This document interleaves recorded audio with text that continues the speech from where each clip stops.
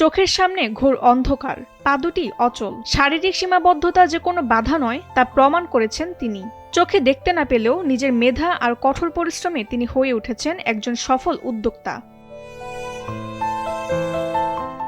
নাটোর শহরতলির রাজাপুর মহল্লার ইউনুস আলী ছোটবেলায় আর সবার মতোই সুস্থ ছিলেন, কিন্তু মাত্র 8 বছর বয়সে ভুল চিকিৎসার কারণে তিনি দৃষ্টিশক্তি ও হাঁটার ক্ষমতা হারান।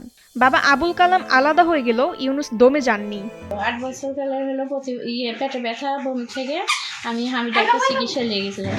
হামি ডাক্তার চিকিৎসা করে ভুল চিকিৎসা করে হামির ডাক্তার ওষুধ লেগেছে। ওই ওষুধ আমি নিয়ে এসে খাওয়ানোর পর আমার ছাল হাতে মা চোখে দেখছি না, হাঁটতে পারছি না, মা চোখ বন্ধ হয়ে গেছে। কারো কাছে হাত পাতেননি, ভিক্ষার থালাও বেছে নেননি। প্রতিবন্ধী ভাতার জমানো 1500 টাকা দিয়ে নাটোরের নিচা বাজার ও তেবাড়িয়া হাটে 80টি কোয়েল পাখি দিয়ে শুরু করা সেই ছোট্ট ব্যবসা তাকে দিয়েছে এক নতুন পরিচয়। তিনি আজ 1 থেকে 1,500 পাখির মালিক। 80 পিস পাখি আমি কিনেছিলাম, কিনা করতে নিয়ে ব্যবসা চালাবে 8 বছর।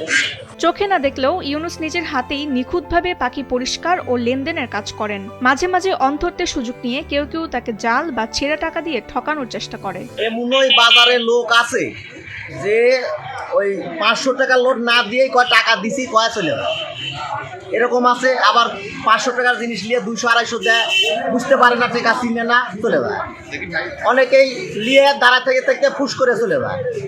এই ব্যবহার এই চাউলের সাথে মেলা লোক করে। উপজেলা সমাজসেবা কর্মকর্তা ইউনুসের এই প্রচেষ্টাকে স্বাগত জানিয়ে বলেন, সুদমুক্ত ঋণ প্রদান করার সুযোগ থাকলে তাকে সরকারি সহযোগিতা করা হবে। সমাজসেবা অধিদপ্তর থেকে প্রতিবন্ধীদের জন্য প্রতিবন্ধী ক্ষুদ্র ঋণের ব্যবস্থা রয়েছে।